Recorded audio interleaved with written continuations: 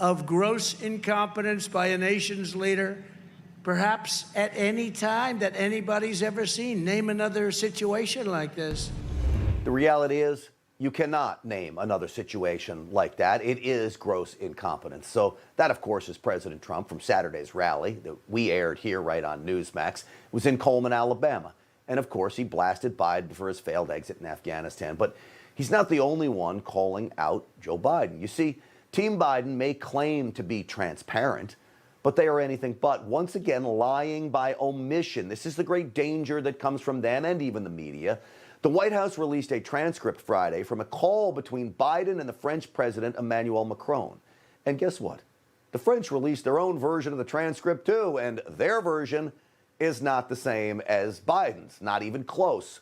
Old Sneaky Joe omitted Macron's plea for, quote, moral responsibility in Afghanistan, telling Joe Biden, quote, we cannot abandon them. The White House version, of course, omits all of this, once again highlighting why the political elites like Sneaky Joe and cackling Kamala cannot be trusted. Just look at Kamala Harris's response to reporters asking her about Americans trapped in Afghanistan. Hold on. Slow down, everybody. I want to talk about two things. Nobody really cares what she wants to talk about. What I wanted you to see there was her cackling again, her laughing while Americans are stranded there facing death. Do you see the trend? When Team Biden is confronted about chaos in Afghanistan or really anything, they either laugh it off or they lie. Well, joining me now is former White House advisor in the Trump administration and host of the Gorka Reality Check here on Newsmax. Dr. Sebastian Gorka is here. He's also the author of Defeating Jihad, which is very fitting, Dr. G, for what we're talking about now. And I bring you in because you've got some news you learned from Joint Special Operations Command about what's going on in Kabul. Why don't you lay it out for our viewers here?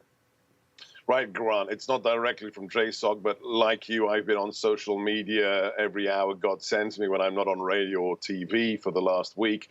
And late last night, I received a message from, I'll just say, somebody who is very involved with the event in Afghanistan, that he had the information that JSOC units, the best of the best, our special operators, were inside Kabul International Airport, waiting to be deployed to rescue our American citizens, just like the Brits and the French are actually doing. And it was Joe Biden himself that was refusing to give authority to the JSOC command to actually release those units to rescue our Americans. When I heard that, I tweeted out, I told all my radio listeners today, call the White House. I gave them the number for the White House to demand that the man who bears the title of president release those special forces to rescue our Americans. And praise the good Lord, as I was on air today with my radio show, I received the word from the wire that our units are now deploying to rescue the hostages or the potential hostages all over Afghanistan. So God bless all the Americans who made those calls and all our operators who are now in action. You know, Dr. G, I can't help but think this sounds an awful lot like Benghazi. Their response to this crisis is an awful lot like Benghazi, just lie. You know, those men were told to stand down while our ambassador is being murdered in Benghazi. This seems to me like it's a Joe Biden stand down order for so long, way too long. It's not what America does or how they should react. Do you see the comparisons to Benghazi here? It's not a comparison. You nailed it. Let's thread the needle. Who's running the White House? We know who's running the White House. It's the only person in a non-Senate confirmed position, the head of the Domestic Policy Council, Susan Rice, who couldn't have been confirmed, who was the chief liar when it came to Benghazi, whose little errand boys like Jake Sullivan, like Antony Blinken, who were her assistants, are now the National Security Advisor and the Secretary of State. So this is literally, you nailed it, Grant, this is Benghazi 2.0. But it's not 4 Americans being killed.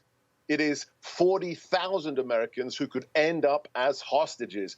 That's the enormity of the situation. Never before in human history have tens of thousands of Americans been at the mercy of bloodthirsty jihadis. And not just any jihadis. Let's remember, this is the Taliban that gave succor and aid to al-Qaeda when they executed September the 11th. The enormity of these events is hard to predict given the amount of feckless, vacuum-like lack of leadership in this White House.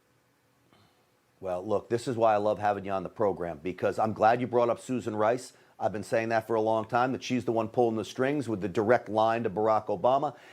And then you talk about 40,000. We had the founder of Blackwater on. He put it at that number as well, 40,000. The American government is not going that high. I'd say, who do you folks want to believe? Dr. Sebastian Gorka and the founder of Blackwater, or do you want to believe Joe Biden? I'm going with you two guys, Dr. G. As always, I appreciate you coming on the program. You just watched Newsmax TV, America's fastest growing cable news channel, now in more than 70 million homes. You can get Newsmax TV on your cable system or check your cable guide. And if your system doesn't carry Newsmax, call them, tell them you want Newsmax TV, because we're real news for real people.